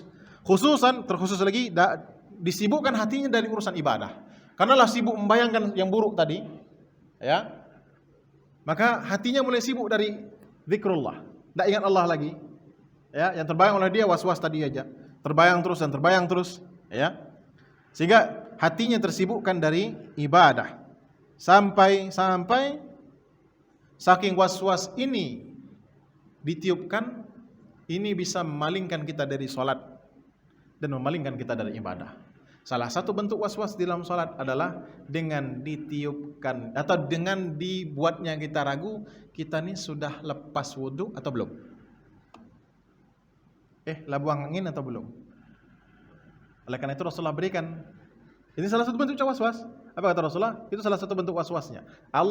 Syaitan akan meniupkan al-khannas, kan peniup tadi. Al-khannas meniupkan, tiupan itu adalah ditiupkan di duburnya. Sehingga orang yang sholat, hamba yang sholat tadi merasa ragu, udah lepas atau belum? Rasulullah segera menjelaskan, menghapuskan was-was ini dengan cara apa? Fa'in sami'a sautan fala yubtilu salatahu hatta yajida rihan aw sami'a sautan. Jangan dia batalkan salatnya sampai dia betul-betul mendapatkan sesuatu yang bukti yang yakin. Apa itu? Bau atau suara. Ini salah satu bentuk was-was. Kan dibayangkan dulu kan, dibisikkan, lalu terbayang, akhirnya hati kita jadi hilang khusyuk. Kenapa? Karena mikirkan tadi udah lepas atau belum. Bahkan bukan hanya di hati kita, tapi bahkan di dubur kita. Di titik itu langsung dia lepaskan, dia berikan, ditiupkan was-was tadi. Ya, oleh karena itu Rasulullah berikan petunjuk, jangan batalkan salat kita sampai betul-betul memang ada bau atau suara. Ya. Masyaallah muslimin rahimani wa rahimakumullah. Untuk menghadapi was-was ini, betapa bahayanya was-was tadi. Dia cuma bayangan tapi efeknya ke dunia nyata. Ya, dia hanya cuma bisikan lalu dibayangkan, tapi efeknya nyata. Karena bahayanya ini Allah Subhanahu wa taala telah memberikan kita obatnya untuk menghadapi bahayanya was-was ini. Yaitu dengan cara kita memohon pertolongan kepada Allah, memohon perlindungan kepada Allah dari keburukan was-was ini. Al-Khannas, alladhi yatakhallaf wa yabta'id. Yang dimaksud dengan khannas artinya yang bersembunyi dan selalu mengintai. Al-Khannas, dia bersembunyi, dari jauh dia mengintai. Ini makna dari Khannas. Fahuwa yuwaswisu idza ghafilta an dzikrillah. Khannas ini, ya, yang diintainya siapa? Hati kita. Dia selalu mengintai hati kita. Sebagaimana pemburu mengintai buruannya. Begitu hati kita lalai dari zikrullah, maka dia segera menyerang. Sebagaimana buruan tatkala dia lalai, ya, lengah, maka mulailah pemburu tadi menghantam dan menyerang buruannya. Ya, korbannya jadi ketika lengah baru dia bisa serang. Nah, oleh karena itu hati juga seperti itu. Ada pengintainya, yaitu khannas. Ya, Apabila kita lalai dari zikrullah, lalai dari ibadah, maka khannas tadi akan menyerang kita. Atau ya minimal kita menunda-nunda zikrullah. Disitulah kesempatan. Kita sudah berniat untuk melakukan amal kebaikan, terus lalu kita tunda-tunda. Maka disitulah kesempatan khannas akan menyerang. Ya, fahuwa waswasun ma'al ghaflah. Khannas ini kalau tadi waswas hanya bisikan saja. Kalau khannas dia waswas yang disertai dengan kelalaian. Jadi ada dua faktor. Dari faktor eksternal dan faktor internal. Eksternal ada bisikan dan internal ada faktor kelalaian kita. Lalai hati kita, kita lalaikan diri kita sehingga hati kita lalai dari zikrullah, atau terlambat saja itu bisa menjadi incarannya khannas. Ya. Ini dia alladzi yuwaswisu fi sudurin nas minal jinnati wan nas. Ya. Soal maknanya wallahu alam, maknanya yang zahir dari ayat ini, di situ ada waswas dari jin dan ada waswas dari manusia. Ya. Dari jin jelas, syaitan jelas. Dia tidak nampak, tapi dia bisa langsung bisikkan ke dalam hati kita. Kalau dari manusia bagaimana? Manusia ini mereka adalah orang-orang yang selalu membuat kita ragu dari agama kita. Inilah du'at ilan nar. Dai-dai yang mengajak kepada api neraka. Atau dai-dai yang selalu menghembuskan agar kita selalu ragu dari agama kita. Atau orang-orang yang mengajak kita dan menjauhkan kita dari zikrullah, dari ibadah kepada Allah Subhanahu wa taala. Ini masuk kategori minal jinnati wan nas, yang selalu memberikan waswas dari kalangan manusia. Oleh karena itu Nabi SAW bersabda, ma ta'awwadh muta'awwidhun bimithlihima. Ya. Aku tidaklah seorang memohon perlindungan dengan sebuah perlindungan yang paling kuat dari dua surat ini. Tidak ada perlindungan yang lebih kuat daripada dua surat ini. Oleh karena itu, selayaknya bagi seorang muslim ya untuk selalu membacanya di akhir salat, ya, diulang-ulang terus ketika sebelum tidur bersama ayat kursi dan surat Al-Ikhlas. Ya. Kita disunahkan untuk membaca ayat kursi, surah Al-Ikhlas, dua surat ini, ya, dibaca di setiap akhir salat. Bahkan diulang sampai 3 kali di salat maghrib dan subuh. Ya, kan sunnahnya seperti itu. Wirid setelah salat, ya, setelah membaca subhanallah 33 kali, alhamdulillah 33 kali, Allahu akbar 33 kali, digenapkan 100, la ilaha illallah wahdahu la syarikalah, lahul mulku wal hamdu wa huwa ala kulli syai'in qadir. Kita tutup dengan tambahan ayat kursi, Al-Ikhlas, Al-Falaq dan An-Nas. Khusus untuk setelah salat subuh dan setelah salat maghrib, ini 3 surat ini kita baca 3 kali diulang. Kita ulang 3 kali. Dan 2 surat ini juga kita baca ketika tidur, sebelum tidur. Ya, agar Allah Subhanahu wa taala menjauhkan kita dari gangguan syaitan di dalam tidur kita. Ya. Atau diganggunya kita, baik gangguan fisik ataupun gangguannya berupa mimpi yang buruk. Oleh karena itu ketika bermimpi yang buruk, kemungkinannya itu ada gara-gara kita tidak berdoa sebelumnya. Dan salah satu adab ketika mendapatkan mimpi yang buruk, kita dilarang untuk menceritakan kepada orang lain. Kalau mimpi yang baik boleh kita ceritakan kepada orang lain, tapi kalau mimpi yang buruk kita dilarang untuk menceritakan kepada orang lain. Dan salah satu bentuk mimpi gangguan dari syaitan adalah mimpi terjatuh.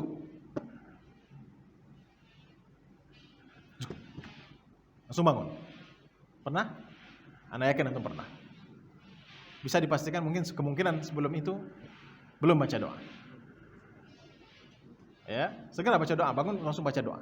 Baca 2 surat ini, tambah Al-Ikhlas, baca ayat kursi dan seterusnya. Ya. Salah satu model gangguan jin dalam tidur kita adalah dengan mimpi kita terjatuh. Mimpi terjatuh. Masyaallah muslimin rahimani wa rahimakumullah. Inti dari 2 surat ini adalah agar kita ya hanya berlindung kepada Allah Subhanahu wa taala saja. Ya.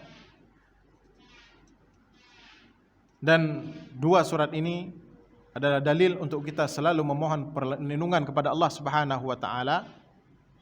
Ya. Dan dalil surat ini menunjukkan bahwasanya memohon perlindungan kepada jin atau kepada manusia atau kepada makhluk apapun itu hukumnya tidak boleh, ya, karena memohon perlindungan adalah salah satu bentuk dari ibadah dan tidak boleh diselewengkan kepada selain Allah Subhanahu wa taala. Di hadis yang lain dijelaskan oleh para sahabat, dahulu Rasulullah sallallahu alaihi wasallam selalu membaca doa perlindungan bermacam-macam. Macam-macam jenis doa perlindungan. Namun semenjak dua surat ini turun, dijelaskan oleh para sahabat, semenjak dua surat ini turun, Rasulullah tidak pernah lagi baca doa lain. Untuk doa perlindungan cukup dengan dua surat ini. Makanya Rasulullah katakan tadi, ya, tidak ada pelindung paling kuat kecuali dua surat ini.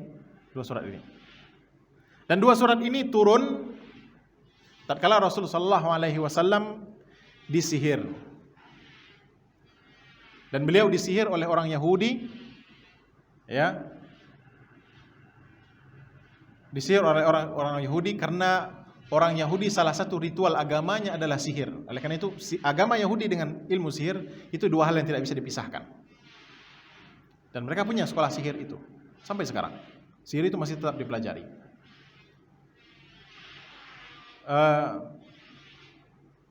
Penyihir itu yang menjadi ahli sihirnya adalah anak-anaknya. Anak-anaknya ada perempuan semuanya 11 orang. Oleh karena itu di dalam surah Al-Falaq disebutkan naffathat. Naffathat redaksinya bentuknya wanita. Redaksinya naffathatun artinya jamak muannats salim. Peniup-peniup. Peniup-peniup di sini siapa? Ahli sihir wanita. Oleh karena itu lebih terngiang di telinga kita nenek sihir daripada kakek sihir. Atau istilah kita mak lampir. Kan penyihir itu. Ya, ada legenda itu kan penyihir dia. Sahir, sahiratun, wanita penyihir. Nah, ketika kasus Rasul sallallahu alaihi wasallam, dia punya anak 11 orang. Orang Yahudi ini, Allah lupa namanya. Dia punya anak 11 orang. Satu anak membacakan mantra tingkat tinggi. Ya. Dan mantra ini ditiupkan, ini dinamakan naffathat fil uqad, ke medianya. Medianya apa? Sisir. Penghubungnya antara media ini dengan korbannya apa? Macam-macam. Kalau kasus Rasulullah, rambutnya. Jadi mereka berhasil menghasut salah seorang budak Rasul untuk mengumpulkan rambut Rasul sallallahu alaihi wasallam dan diberikan kepada mereka. Dan budak ini mantan Yahudi, kalau tidak salah. Ya. Nah, lalu diikatlah rambut Rasulullah ke gigi-gigi sisir tadi, yang ganjilnya 1, 3, 5, 7, 9 sampai 11. Maksudnya bukan sampai 11 ikatan.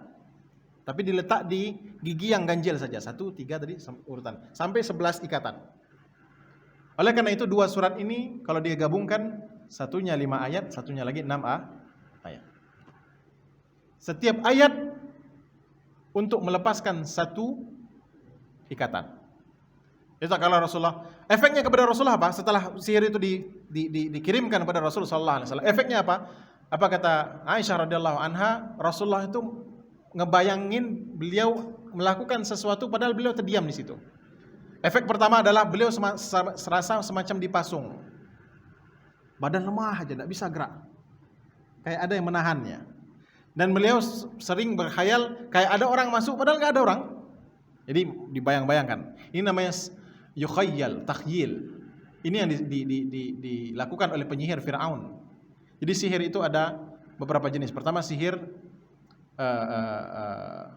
yang memisahkan, ini kalau di kita istilahnya pengasih, ya, memisahkan antara orang yang saling mencintai, suami istri, yang awalnya cinta jadi benci, yang awalnya benci jadi cinta. Ini namanya dalam bahasa Arab tiwala. Kalau kita namanya pengasih. Supaya orang benci atau supaya orang sayang. Sihir yang kedua takhyil. Ini yang dihadapi oleh Nabi Musa alaihissalam, yang dilakukan oleh penyihir Fir'aun. Yukhayyalu ilaihi min sihrihim annaha tas'a. Ya, tali-tali yang dilemparkan oleh penyihir tadi disihirkan kepada mata orang seluruh yang menonton, termasuk Nabi Musa alaihissalam. Jadi Nabi Musa juga terkena sihir itu. Di hadapan mata mereka, jin itu membayangkan bahwasanya tali tadi berubah menjadi ular.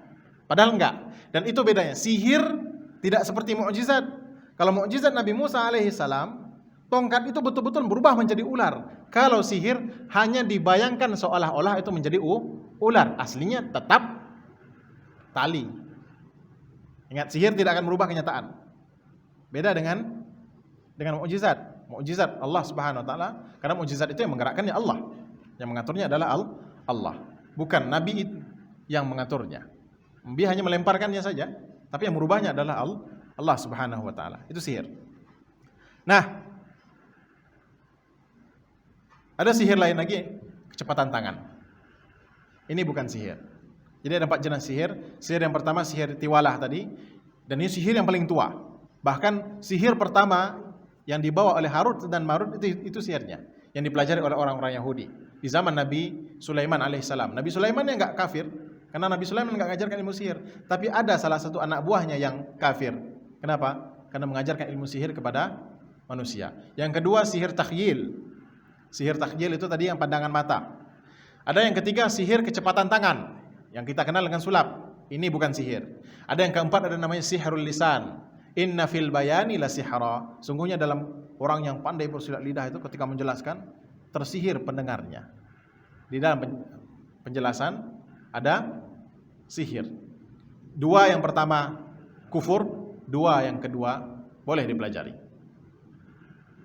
Ya, yang kedua tidak masuk hal yang mengeluarkan dari Islam. Nah, Rasulullah SAW disihir oleh orang Yahudi tadi. Lalu Allah kirimlah 2 malaikat untuk meruqyah Rasul sallallahu alaihi wasallam. Jadi obat sihir adalah dengan ruqyah. Meruqyah Rasul sallallahu alaihi wasallam, lalu dicarilah buhulnya. Malaikat satu mengatakan, "Kenapa orang ini disihir? Siapa yang menyihirnya?" Fulan bin Fulan dari kalangan Yahudi di kampung anu. Di mana letak wadahnya? Buhulnya. Buhulnya diletakkan di dalam sumur, di dasar sumur, ditimpa oleh batu. Akhirnya Rasulullah SAW mengirim Ali bin Abi Thalib dan Zubair bin Awam, tim elitnya Rasulullah SAW, Kopassusnya istilahnya, kemana-mana pasti tim elit itu, untuk meninjau lokasi TKP. Akhirnya carilah sumur itu, ketemu, kampung itu ketemu, sumurnya ketemu, lalu dikuras airnya kuning kemerah-merahan, dikuras airnya sampai dasarnya, ditemukanlah selempeng batu, diangkat batu itu, bertemulah sisir tadi. Ya, yang di situ ada buhul 11 rambut Rasulullah diikatkan ke gigi yang ganjil. Lalu dibacakanlah 2 surat tadi. Qul a'udzu birabbil falaq. Setiap selesai 1 ayat dibacakan, terlepas sendiri. Antum kalau meruqyah dan antum berhasil menemukan buhulnya, jangan langsung dibakar.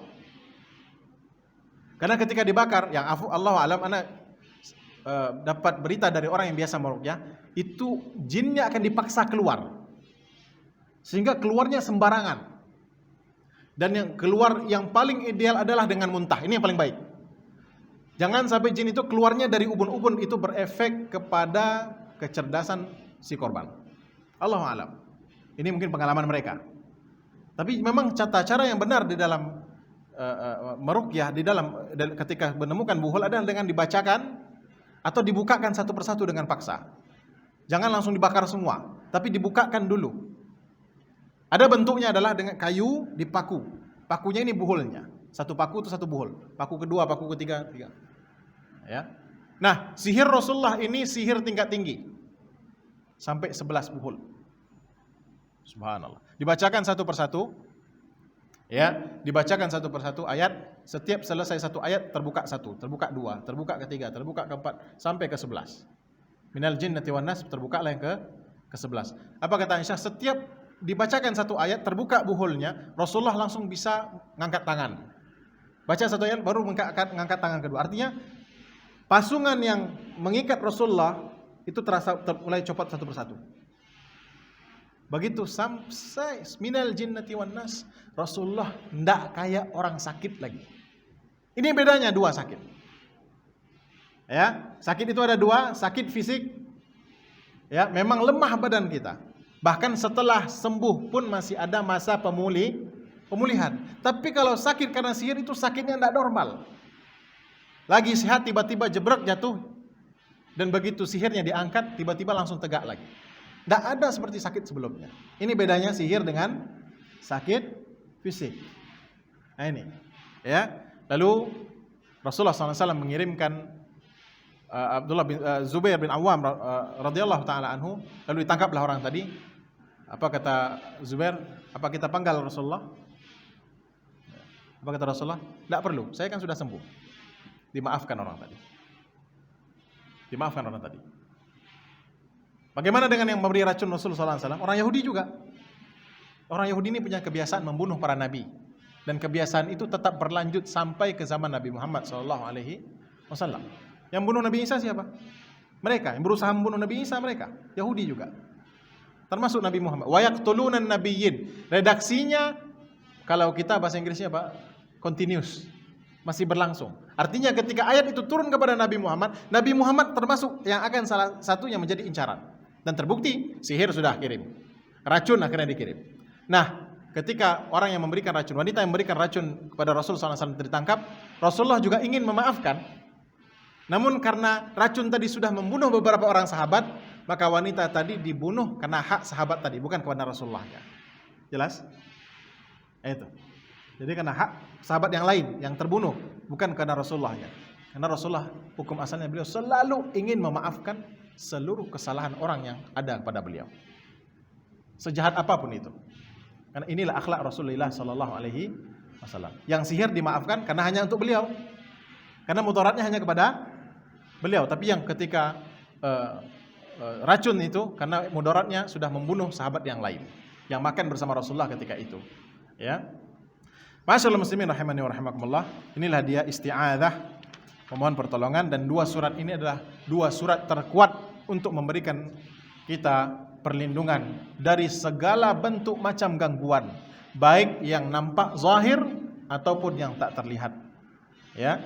Maka ini selalulah kita baca, ya, mudah-mudahan Allah Subhanahu wa taala menjauhkan kita dari segala bentuk keburukan. Dan wirid ini juga dibaca selain subuh, ada zikir pagi, selain setelah sholat ada zikir pagi, petang juga, kemudian sebelum tidur juga, dan ada beberapa keadaan lagi kita disunahkan untuk membaca, ya, dua surat ini. Masyaallah muslimin rahimani wa rahimakumullah, kita cukupkan sampai di sini. Ya, insyaallah kita akan lanjutkan di pertemuan yang akan datang tentang istighatsah, memohon pertolongan khusus dalam keadaan terjepit.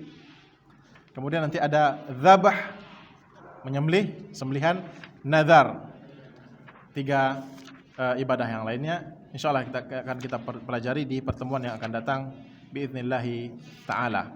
Baik, sebelum kita tutup, apabila ada pertanyaan kita persilahkan baik langsung ataupun secara tulisan.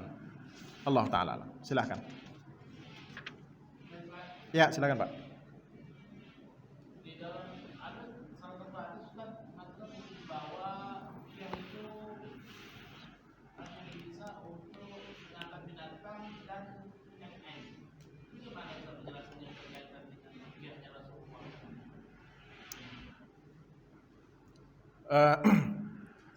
Enggak, itu tambahannya. Justru yang hadis yang menjelaskan ruqyah itu untuk sengatan binatang dan ain, itu tambahannya. Bahkan hukum asalnya ruqyah. Ruqyah itu kan untuk sihir sebenarnya. Hukum asal ruqyah itu sihir. Karena dulu zaman jahiliyah sihir itu dilawan dengan sihir. Sihir itu diobati dengan sihir. Jadi dukun satu ngasih penyakit, datang dukun satu lagi untuk ngangkat penyakit. Tapi yang ada bertambah jinnya. Ya, yang satu jin beri penyakit, yang satu jin tukang angkat penyakit. Akhirnya dua jin di dalam badan orang itu. Ya, ini enggak benar. Makanya Rasulullah SAW membawakan syariat, ya, cara mengobati sihir adalah dengan ruqyah. Itu hukum asalnya. Nah, baru ada tambahan kemudian. Tambahan itu apa? Sengatan bisa di ruqyah. Kemudian juga itu kan sebelum ditemukannya anti bisanya kan, ya anti racunnya. Nah, dari dulu dengan syarat kita melakukannya dengan penuh keyakinan. Lalu apakah kita pakai suntikan anti bisa itu? Tetap kita lakukan, ya. Sambil itu juga kita bacakan ruqyahnya. Jadi ruqyah untuk sihir itu nomor 1, kemudian yang kedua baru bisa dipakai untuk ain yang nomor 2, karena ain sihir sihir dengan ain ada kemiripan, yaitu dia bukan sakit fisik, tapi sakit halus yang tidak nampak penyebabnya apa. Adapun bisa itu jelas penyebabnya, hewan yang jelas depan mata kita terlihat, dan bisa itu adalah cairan yang disuntikkan ke dalam tubuh kita, dan dia ada fisiknya, ya. Adapun sihir dengan ain itu tidak ada fisiknya, kita juga tidak tahu. Bahkan orang yang memberikan ain kadang-kadang juga banyak yang tidak tahu kalau dia punya ain, ya. Oleh karena itu orang tua-tua kita dulu mengatakan apa? Jangan dipuji anak tuh. Salah satu penyebab ain adalah terlalu memuji dan terlalu hasad. Dua hal ini. Terlalu memuji, kejadiannya pernah di zaman Rasulullah SAW, para sahabat ketika pulang dari perjalanan, mereka singgah, ada dua orang sahabat berjalan bersama, melihat salah seorang sahabat lain sedang mandi. Dan ini sahabat putihnya saking putih kalah perempuan. Lalu dua sahabat tadi kaget, ngomong sampai putih banget, kalah pula cewek. Nah, pujian yang terlalu tinggi tanpa dibarengi dengan zikrullah, akhirnya sahabat yang sedang mandi tadi tiba-tiba jatuh tersungkur. Dilaporkanlah kejadian ini pada Rasulullah SAW. Rasulullah marah semarah-marahnya kepada dua orang tadi. Aturidu an taqtula akhak? Kalian mau bunuh saudara kalian? Kalau mau muji itu baca, ya, Masya Allah dan Tabarakallah. Masya Allah untuk nikmat yang milik kita. Anak kita sendiri, Masya Allah, kita sudah dapat HP baru misalnya, Masya Allah bagus sekali. Untuk orang lain, Barakallahu laka fihi atau Tabarakallah. Untuk orang lain baru pakai Barakallah. Jangan itu secara yang benar. Bukan untuk kita Barakallah juga, enggak. Untuk kita Masya Allah, untuk orang lain Tabarakallah atau Barakallahu laka fihi. Semoga Allah memberikan keberkahan kepadamu, ya, pada HP-mu baru itu, atau pada mobil barumu, atau pada anakmu yang baru lahir. Makanya anak baru lahir apa doanya? Barakallahu laka fil mauhubi atau fil mauhubi batilaka, ya, wa syakartal wahib wa balugha ashaddahu wa ruzikta birrahu, dan seterusnya. Ya. Karena untuk orang lain berkah, tapi untuk kita Masya Allah. Jelas? Jadi tidak semuanya rata. Masya Allah tabarakallah, enggak. Masya Allah untuk yang nikmatnya untuk kita pribadi, nikmatnya milik kita, dan tabarakallah untuk nikmatnya yang milik orang lain. Jangan lupa baik itu, ya, ketika memuji. Nah, jadi tidak perlu lagi pakai cara orang dulu. Jeleknya anak ini, kasihan tuh anak-anak jelas cantik dibilang jelek, kan kasihan. Yang benar adalah samping cantiknya anak ini dengan ucapkan tabarakallah, karena itu anak orang lain. Kalau anak kita Masya Allah. Jelas? Masya Allah itu apa dalilnya? Firman Allah di surat Al-Kahfi, ketika dia masuk ke dalam kebunnya sendiri, Masya Allah, ya, Masya, dia nyebutkan Masya Allah, berarti dia ketika kebun dia sendiri, dia masuk ke dalam kebunnya, dia mengucapkan apa? Masya Allah, la quwata illa billah, ya, Masya Allah, la quwata illa billah. Tidaklah semua ini saya dapatkan kecuali dengan kuasanya dari Allah. Nah, bukan dari kemampuan saya. Ketika saya nanam, ya saya nanam, tapi yang numbuhkan siapa? Kan Allah. Nah, kalau untuk yang lain, tabarakallah. Ini sesuai dengan hadis Rasulullah. Hendaklah kalian ketika melihat sesuatu yang membuat kalian takjub, ucapkan tabarakallah. Ini takjub untuk punya orang lain, gantengnya orang lain. Kalau gantengnya kita di muka sendiri, makanya kita disunahkan baca doa juga. Gantengnya anak kita sendiri, kita ucapkan Masya Allah. Masya Allah ganteng sekali. Maka kalau ketika bercermin juga ada Allahumma inni Allahumma kama ahsanta khalqi fa ahsin khuluqi. Sebagaimana engkau baguskan fisikku, maka baguskan juga akhlaknya. zahir dan batinnya yang bagus. Ya, Allah Taala, Pak. Jadi ruqyah sihir itu justru nomor 1 untuk ruqyah. Yang kedua untuk ain, yang ketiga baru untuk ya sengatan hewan. Allah Taala. Dan ingat ruqyah untuk sengatan hewan bukan berarti kita tidak pakai lagi anti venomnya, anti bisanya. Ya silakan datang ke rumah sakit, tetap usahakan suntikan anti bisa. Bismillah Ustaz, saya punya pengalaman terkena sihir. Sebelumnya saya bermimpi gerhana bulan sempurna dan langit berwarna merah di arah timur. Setelah itu saya terkena sihir dan ada bisikan untuk mengamalkan ayat kursi. Jadi alhamdulillah setelah berbagai ruqyah ada 3 kali barulah sembuh. Ya, bagaimana menurut tentang bisikan itu? Bisikan itu bisa jadi bisikan keimanan. Allahu a'lam. Bisa jadi bisikan keimanan, ya, agar kita kalau bisikan itu mengajak kita kepada maksiyah, berarti syaitan. Kalau bisikan itu mengajak kita kepada sesuatu yang ibadah atau mendekatkan diri kepada Allah atau sesuatu yang syar'i, maka itu bisa jadi bisikan keimanan. Hati kita, keimanan kita mengajak kita kepada kebaikan, dan syaitan mengajak hati kita untuk terus melakukan keburukan. Maka bisikan itu kita berharap itu adalah bisikan keimanan. Termasuk diantaranya adalah ketika kita melihat suatu maksiat yang terjadi di depan kita, hati kita tidak nyaman. Benar? Nah, selagi hati kita ada tidak nyaman, jagalah itu. Berarti hati kita masih sehat. Tapi kalau sudah menganggap biasa, biasa tuh. Nah, berarti hati kita sudah rusak. Sudah sakit dia. Atau bisa jadi mati. Matinya hati ketika diberikan peringatan pun tidak lagi berpengaruh. Sakitnya hati ketika melihat sebuah maksiat, hati kita tidak memberontak. Berarti hati kita sakit. Tapi kalau hati kita masih sakit, ya, tidak senang melihat sebuah maksiat, ini tandanya hati kita masih ada keimanan di situ. Nah, kita berharap bisikan ini adalah bisikan keimanan, karena dia mengajak kepada kebaikan dan dalil yang syar'i, ya, dalil yang syar'i bahwasanya memang jelas salah satu ruqyah yang dibacakan ketika untuk meruqyah menghadapi sihir adalah dengan membaca ayat kursi dan qul huwallahu ahad, qul a'udzu birabbil falaq dan qul a'udzu birabbin nas. Allah taala alam. Allah taala alam. Ada lagi yang lain? Kalau tidak ada, kita cukupkan sampai sini. Subhanakallahumma bihamdik, asyhadu an la ilaha illa anta, astaghfiruka wa atubu ilaik. Assalamualaikum warahmatullahi wabarakatuh.